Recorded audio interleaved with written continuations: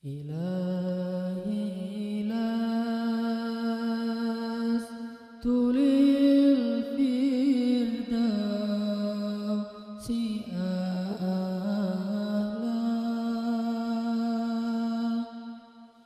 ولا أقوى على النار الجحيم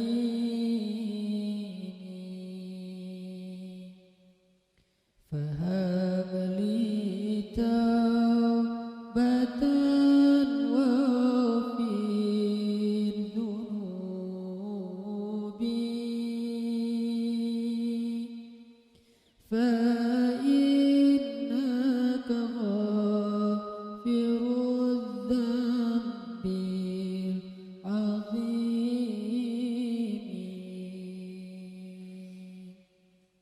Teman-teman sekalian, bait-bait kasidah itu ditulis dan dirangkai oleh para ulama adalah tentang pengakuan dosa seorang hamba. Ketika seorang hamba berada di puncak penyesalan dan merasa tahu diri bahwa dia adalah seorang hamba yang kotor, sehingga dia mengatakan, Ilahi lastu lil firdausi ahla. Ilahi, sesungguhnya saya tidak layak masuk ke surga Firdaus. Saya kotor, saya hina, saya penuh cela, saya banyak aib, saya banyak dosa. Sangat tidak layak saya masuk ke surga Firdaus-Mu ya Allah. Tidak ada satupun amal yang bisa saya banggakan sehingga menjadi jalan bagi saya masuk ke surga Firdaus-Mu ya Allah. Kita harus merasa diri kita rendah di hadapan Allah. Itulah kenapa kita sujud. Dan Allah suka kepada orang yang merendahkan diri di hadapannya. Itulah kenapa Allah suka kepada hamba yang bersujud. Seandainya pintu surga itu terbuka dengan kunci amal solih, saya tidak punya kuncinya ya Allah. Saya beramal solih tetapi belum layak untuk membuka pintu surga.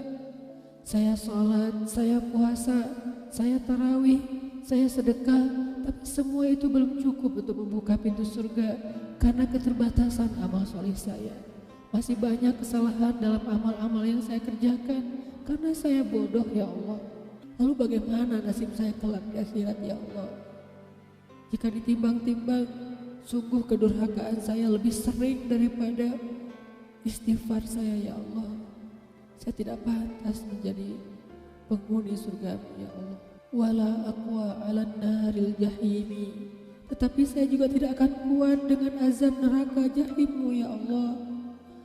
Karena sesungguhnya tidak ada satupun dari makhluk-Mu yang sanggup merasakan azab neraka. Semuanya takut kepada neraka-Mu ya Allah. Jangankan 1 tahun, jangankan 1 bulan, jangankan 1 hari, sedetik pun tidak akan sanggup ya Allah. Karena saya mendengar sesungguhnya Rasulullah SAW bersabda, azab yang paling ringan bagi penduduk neraka adalah dipakaikan baginya sendal terompah dari api yang membakar kakinya sampai mendidihkan kepalanya. Itulah azab yang paling ringan di neraka untuk orang yang paling ringan berbuat dosa. Bagaimana dengan saya ya Allah? Dosa saya banyak, saya pernah durhaka kepada ibu bapak saya. Itu saja sudah cukup bagi saya mendapatkan azab yang lebih besar di neraka, dan saya tidak sanggup ya Allah. Saya pernah durhaka kepada ibu saya marahi ibu saya karena satu kesalahan. Padahal saya lebih sering berbuat salah dibandingkan ibu saya. Tapi ibu memaafkan saya. Ketika di waktu kecil saya memecahkan barang-barang ibu saya memungut barang-barang itu sambil tersenyum, membelai kepala saya, mengatakan nasihat-nasihat yang baik. Sama sekali ibu saya tidak marah kepada saya saat itu.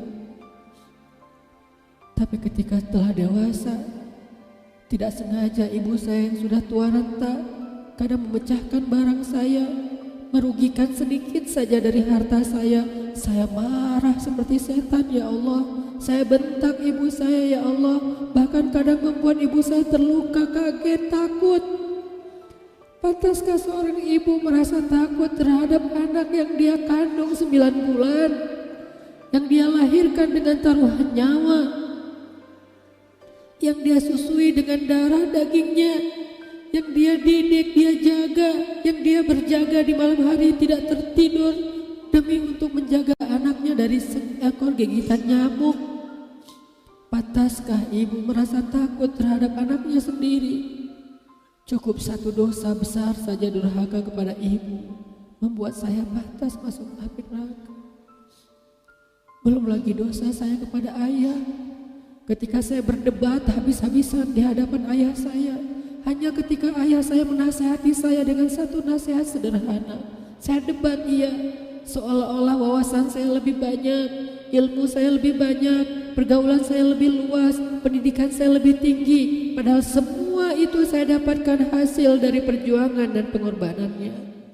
Ketika keduanya sudah menjadi tua dan lemah, kadang keduanya rindu kepada saya, ya Allah. Mereka memberi kami pesan, ya Allah. Mereka bertanya, bagaimana kabarmu anakku? Tapi kami tidak peka. Hati kami tertutup dengan ego dan sombong. Kami tidak bisa membaca teks itu dari perasaan mereka. Kami hanya membaca teks mereka dan tidak segera membalasnya. Kami anggap teks dari orang tua kami tidak penting, masih bisa ditunda untuk dijawab nanti sore. Padahal mereka sedang kangen, sedang rindu kepada kami, ya Allah. Mereka tidak mengatakan kami rindu kepadamu, wahai anakku, karena mereka tahu kalimat itu akan mengganggu kami. Kalimat itu akan menjadikan hari kami tidak lagi mudah. Kalimat itu akan merusak konsentrasi kami dalam bekerja. Kalimat itu akan menghalangi banyak urusan kami, sehingga mereka menahan diri. Mereka hanya bertanya, apa kabar kami? Lalu kapan kami berbakti kepada mereka, ya Allah? Sampai seusia ini kami masih merepotkan mereka, ya Allah. Kapan kami akan berbakti kepada mereka? Rasanya kami lupa. Entah kapan kami pernah memijat kaki mereka setelah mereka seharian bekerja. Entah kapan kami pernah memberikan minuman hangat untuk mereka. Kami durhaka kepada orang tua kami, ya Allah. Bahkan setelah mereka wafat, kami lupa mendoakan mereka di dalam salat kami. Harusnya kami disiksa di api neraka, tetapi kami tidak kuat, ya Allah. Belum lagi durhaka, kedurhakaan kami yang lain, dosa-dosa besar kami yang lain. Kami pernah bermaksiat kepadamu diam-diam, ya Allah. Kami pernah berbuat dosa diam-diam, dan padahal kami tahu itu dosa besar. Tapi kami tidak peduli, kami tidak takut kepadamu. Seolah-olah ancamanmu itu hanyalah mitos, seolah-olah ancamanmu itu hanyalah fiktif, seolah-olah apa yang engkau firmankan di dalam Al-Quran itu tidak benar-benar ada. Kami sombong, menantangmu dengan berbuat dosa. Banyak dosa yang kami tidak bisa menyebutkan satu persatu, ya Allah. Keluh lidah kami untuk menyebutkan dosa-dosa kami, ya Allah. Malu untuk menyebutkan dosa-dosa kami, ya Allah. Tidak ada yang bisa kami harapkan darimu selain engkau terima taubat kami, ya Allah. Fahabli taubatan, beri kami taubat yang nasuha, ya Allah. Terima taubat kami, ya Allah. Kami belum berani meminta surgamu, kami juga tidak akan kuat dengan nerakamu. Kami meminta terimalah taubat kami, penyesalan kami, janji kami untuk kembali kepadamu, memperbaiki diri. Teman-teman sekalian, mari kita baca bait itu dengan penyesalan. Kita baca bait itu seolah-olah kita sedang curhat kepada Allah Subhanahu wa Ta'ala. Ilahi ilas Fidausi ahla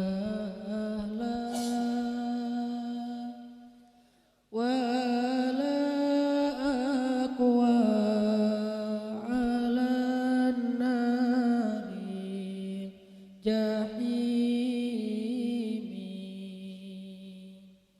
fahabli tan wa fi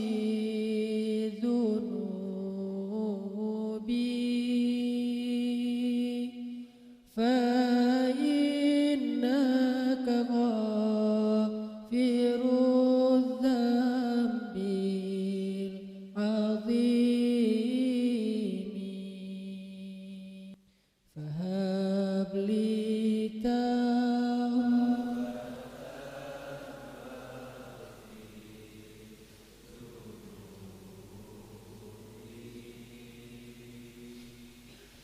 Fa